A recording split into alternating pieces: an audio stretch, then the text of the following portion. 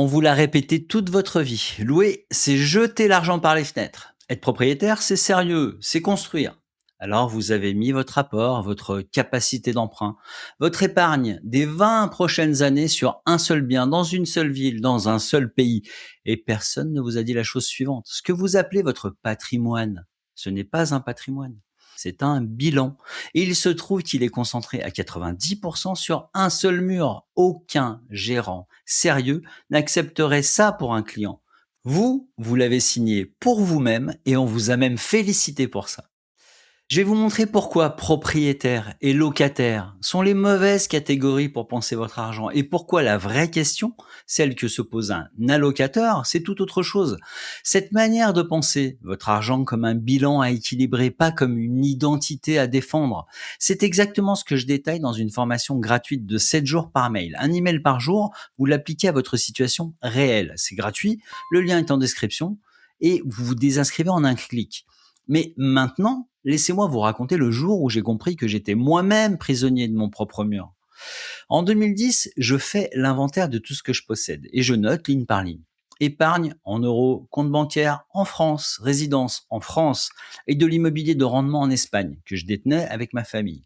Mon employeur européen, mes revenus en euros, sauf qu'on est en pleine période post-subprimes. Et cet immobilier locatif espagnol, sur le papier, mon bel actif de rendement, il venait de perdre 40% de sa valeur. 40% évaporé, pas une projection, pas un risque théorique, une perte sèche déjà encaissée. Et là, une évidence me tombe dessus. Mon épargne en euros, mes comptes en France, ma résidence en France, mon locatif en Espagne, mon employeur européen, mes revenus en euros. Si la zone euro ou un marché immobilier local tous, c'est pas la fin du monde, juste un mauvais cycle. Je perdais sur toutes les lignes en même temps, parce que c'était la même ligne répétée. L'Espagne venait de me le démontrer, facture à l'appui. J'avais fait sans m'en rendre compte exactement ce qu'on apprend à ne jamais faire en bourse. Tout mettre sur un seul titre. Sauf que mon seul titre, c'était un pays, et le plus gros morceau, c'était la pierre. Je n'étais pas pauvre, j'étais concentré. Et concentré en patrimoine, ça veut dire fragile. Avant d'aller plus loin, je veux défendre le fait d'acheter son bien immobilier. Sincèrement. Parce que les arguments des propriétaires ne sont pas idiots, ils sont même excellents. Premier argument, l'épargne forcée. Quand vous remboursez un crédit, vous épargnez de force, tous les mois, sans y penser. Pour beaucoup de gens, c'est la seule épargne qui tient sur 20 ans. C'est vrai. Deuxième argument, et c'est le plus puissant, le levier. En France, vous pouvez emprunter 4 à 5 fois votre revenu annuel, à taux fixe, sur 25 ans, sur un actif tangible, sans jamais d'appel de marge, c'est-à-dire sans qu'il n'arrive jamais que la banque puisse vous réclamer du cash en cours de route si la valeur de votre bien baisse. Ce levier-là, un locataire ne peut pas le reproduire sur un portefeuille d'actions, pas dans ces conditions, pas avec cette protection. C'est littéralement un levier subventionné par le système de crédit français, et il est réel. Donc non, l'achat n'est pas une erreur. Sur ce point, le propriétaire a raison. Le problème n'est pas là. Le problème, c'est ce qu'on conclut de ça. On confond deux choses. On entend louer est égal à perdre de l'argent et on en déduit acheter est égal à se construire un patrimoine. Mais ce n'est pas ça qu'on compare. Ce qu'on compare vraiment, c'est un bilan concentré contre un bilan diversifié. Prenons les chiffres sur la longue route. La meilleure base de données qui existe sur le sujet, c'est l'étude The Rate of Return on Everything, publiée dans la grande revue d'économie de Harvard, le Quarterly Journal of Economics. Et cette étude a été publiée par 5 économistes, dont des chercheurs de la Réserve fédérale américaine. Ils ont reconstruit les rendements de 16 pays développés depuis 1870.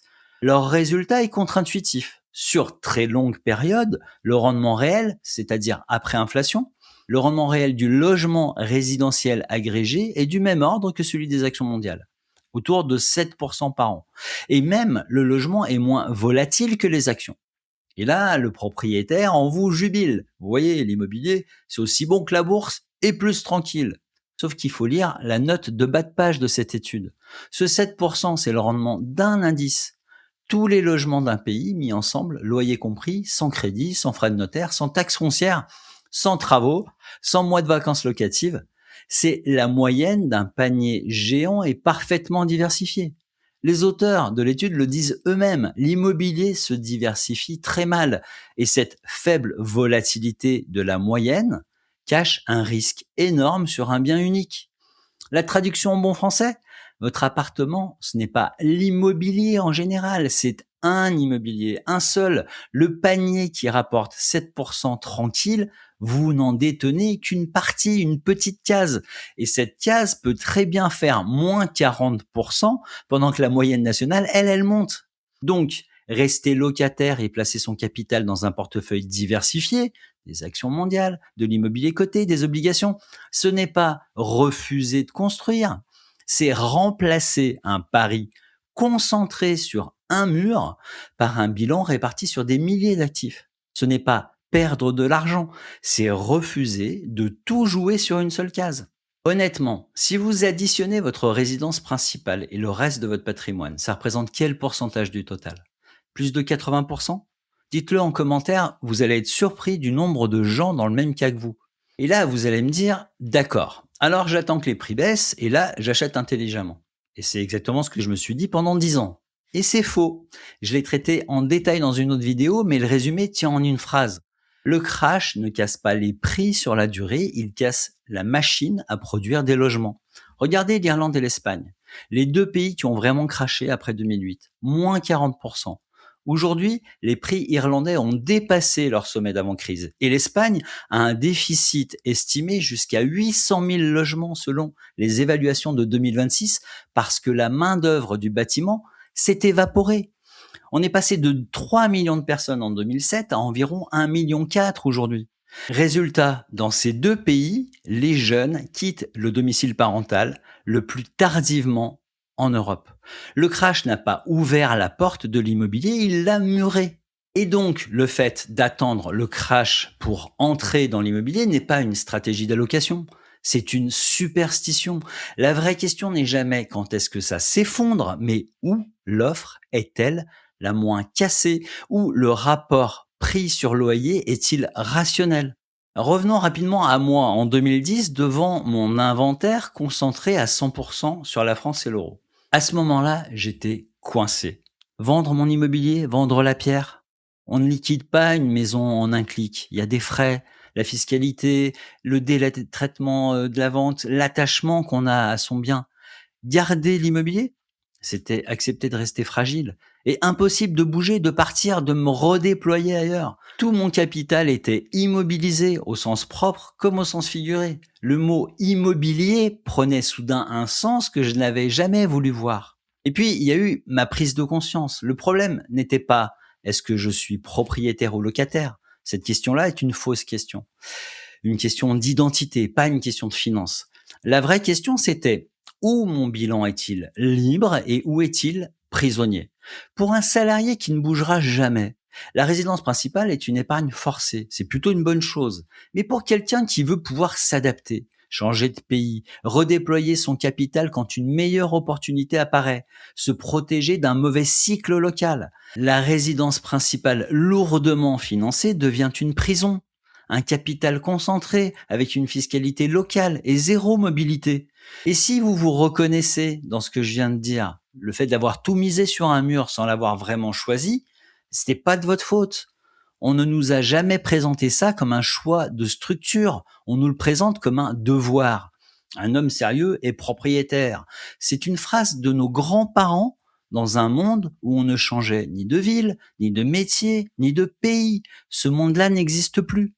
Quand je suis arrivé en Suisse en 2023, j'ai fait un choix que ma famille espagnole aurait trouvé absurde. Je loue là où je vis et je suis propriétaire ailleurs, de mon capital, d'actifs répartis sur plusieurs juridictions. Mes enfants vont à l'école à pied ou en bus, je dors très bien et mon bilan, lui, n'est prisonnier de personne. Il y a un dernier point le plus sous-estimé de tous. Un mur, ce n'est pas seulement illiquide et concentré, c'est captif, captif d'une seule juridiction, d'un seul législateur qui peut changer les règles contre vous ou en votre faveur, du jour au lendemain. Prenez la France et le DPE, le diagnostic de performance énergétique, l'étiquette de A à G qui note l'efficacité énergétique de votre logement. Depuis le 1er janvier 2025, un logement classé G est tout simplement interdit à la location. Les F suivront au 1er janvier 2028, les E au 1er janvier 2034. Autrement dit, l'État décide, par la loi climat et résilience, si votre appartement a le droit d'être loué ou pas. Votre rendement locatif ne dépend plus seulement du marché, il dépend d'une étiquette. Et le plus parlant, c'est que cette étiquette, elle aussi, est politique. Au 1er janvier 2026, par un simple arrêté, le gouvernement a abaissé le coefficient de conversion de l'électricité de 2,3 à 1,9. Une ligne technique décidée à Paris. Résultat, 850 000 logements chauffés à l'électricité sont sortis du statut de passoire thermique, sans le moindre travaux. D'un trait de plume, des centaines de milliers de biens ont changé de catégorie. Dans un sens, cette fois, mais la leçon est la même. La valeur et le fait de pouvoir louer ou pas un bien dépend d'un coefficient qu'un ministre peut modifier d'un trait de plume. Et ce n'est pas qu'une histoire française. Partout, la location courte durée, le rendement Airbnb sur lequel beaucoup ont bâti leur calcul, est attaqué, taxé, encadré, parfois interdite. Barcelone a décidé de supprimer la totalité de ses licences de location touristique d'ici novembre 2028, 10 000 logements rendus au marché long terme, et la Cour constitutionnelle espagnole a validé la mesure en mars 2025. Les amendes peuvent monter jusqu'à 600 000 euros. Des dizaines de villes de New York à Lisbonne suivent le même chemin. Ce risque-là, le fait qu'un vote, une loi, un coefficient transforme votre actif rentable en boulet, ou inversement, il existe parce que votre capital est captif d'un seul endroit. Sur un portefeuille mondial diversifié, aucune décision locale ne peut faire ça à l'ensemble de votre bilan. C'est, très concrètement, ce que veut dire être prisonnier d'une juridiction. Et maintenant, on passe aux travaux pratiques. Le logement dans les grandes métropoles est devenu un produit financier. Des fonds de grands bailleurs, des sociétés cotées le possèdent et font monter les prix. C'est ce qu'on appelle la financiarisation du logement. Face à ça, la plupart des gens subissent. Ils encaissent des loyers qui montent ou ils s'endettent au maximum pour acheter au prix fort dans la ville la plus chère. Ils sont du côté du produit, pas du côté du capital. Une minorité fait l'inverse. Elle reste locataire là où c'est cher, surfinanciarisée et irrationnelle. Paris, Genève, Londres, peu importe. Et elle devient propriétaire de l'économie ailleurs. Les entreprises mondiales, l'immobilier coté qui distribue des loyers sans vous coller à une seule ville, et parfois des marchés immobiliers plus rationnels, où le rapport prix sur loyer a encore du sens. Je ne vous dis pas de vendre votre maison demain matin, je vous dis de vous poser la bonne question. Pas est-ce que je suis un bon citoyen propriétaire, mais est-ce que ce mur capte la valeur de l'économie mondiale ou est-ce qu'il m'immobilise, il immobilise mon capital sur une seule case et un seul pays? La réponse vous appartient, mais au moins vous la prenez en connaissance de cause. 4 choses à retenir. 1. Votre résidence principale n'est pas un patrimoine, c'est une structure de bilan et souvent la plus concentrée que vous possédiez. 2. Le levier immobilier français est réel et puissant, mais il ne justifie pas de tout immobiliser sur un seul mur. 3. Un mur est captif d'une seule juridiction. Une loi, une étiquette, un coefficient peuvent en changer la valeur du jour au lendemain. 4. La vraie question n'est pas de posséder ou de louer. La vraie question, c'est de savoir où votre capital est libre et où il est prisonnier. La prochaine fois qu'on vous dira louer, c'est de l'argent perdu, vous saurez répondre par la seule question qui compte. Perdu par rapport à quoi? À un bilan diversifié ou à un pari concentré sur une seule ville? Vous ne raisonnerez plus en identité, vous raisonnerez en allocateur. Ce basculement, le fait d'arrêter de penser épargnant immobilier pour penser allocateur, c'est précisément le fil rouge de ma formation gratuite. 7 jours, un email par jour, ce n'est pas un cours de théorie, c'est la grille avec laquelle je gère mon propre bilan, partagé en temps réel. Si cette vidéo vous a fait reconsidérer votre plus gros poste patrimonial, le reste de la méthode est là. Le lien est en description. Dernière question, et elle est inconfortable, je le sais. Est-ce que votre résidence principale est un choix que vous avez fait en allocateur ou un réflexe qu'on vous a transmis? Dites-le en commentaire, je lis tous les commentaires et je réponds à tous les commentaires. Et si vous avez encore des doutes sur la manière dont un patrimoine immobilier peut vous enfermer autant qu'il vous enrichit, regardez la vidéo Ce que personne ne dit sur le Vietnam et qui vous montre le meilleur exemple du triangle banque immobilier collatéral à l'œuvre en ce moment dans le monde.